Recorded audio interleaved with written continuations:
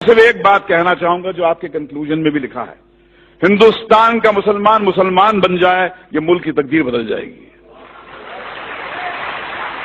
ذرا اپنے اندر کی شدت کو جگائیے بھائی۔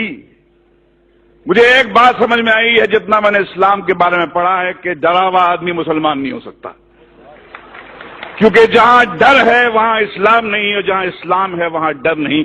جیسے جہاں اندھیرا ہوتا ہے وہاں روشنی ہوتی ہے، جہاں روشنی ہوتی ہے وہاں اندھیرا نہیں ہوتا۔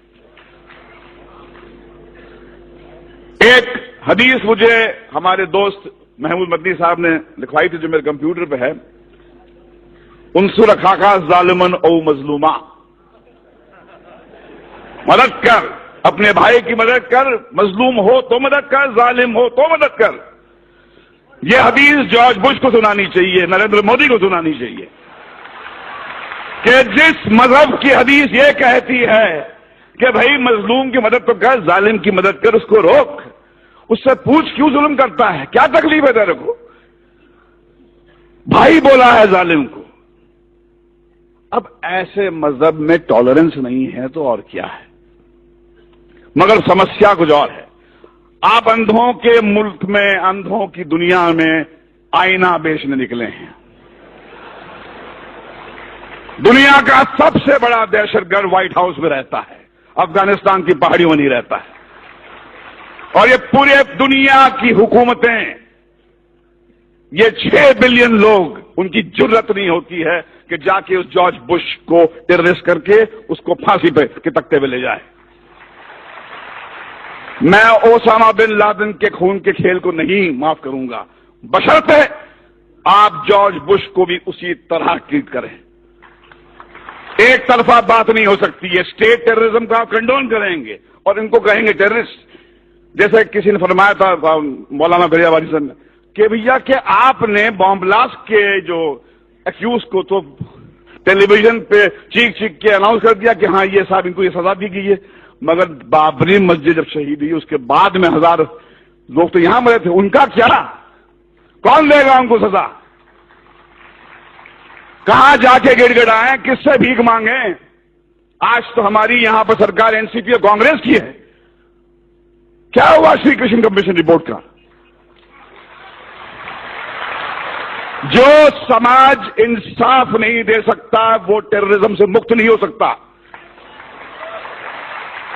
اگر آپ کو ٹیررزم سے مکت ہونا ہے تو انصاف دینا پڑے گا آپ کو،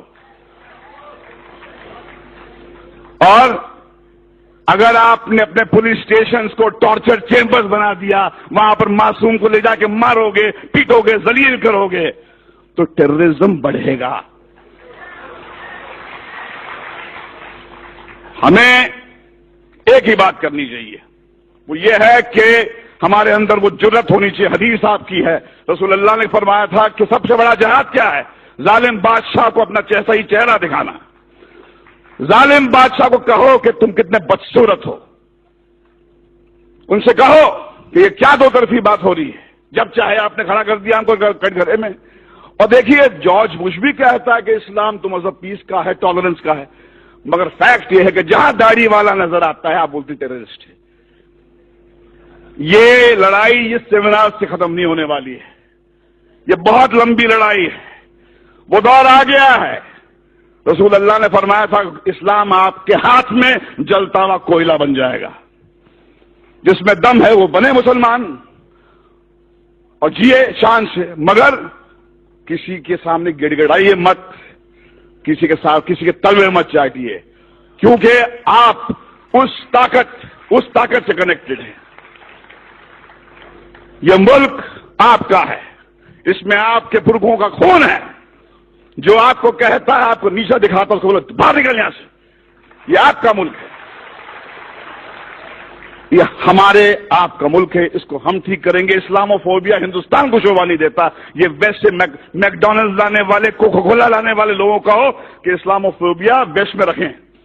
ہندوستان جو ہے ایسا ملک ہے، میں اپنے داڑھی والے بھائیوں کے ساتھ محفوظ محسوس کرتا ہوں، ڈرتا نہیں ہوں میں۔ جب میں مسلمان بھائی کے ساتھ میں ہوتا ہوں مجھے لگتا ہے کہ یہ بچائے گا مجھے۔ چلیے مل کر آج قسم کھائیں کہ ہندوستان کے مسلمان میں وہ جذبہ جگائے جو اسلام ہے۔ یہ اسلام آپ کی جاگیر ہے، میری جاگیر ہے۔ ڈرا ہوا آدمی میرے بھائی مسلمان نہیں ہو سکتا ہے، اور جہاں ڈر ہے وہاں اسلام نہیں ہے، اور جہاں اسلام ہے وہاں ڈر نہیں ہے۔ اللہ حافظ۔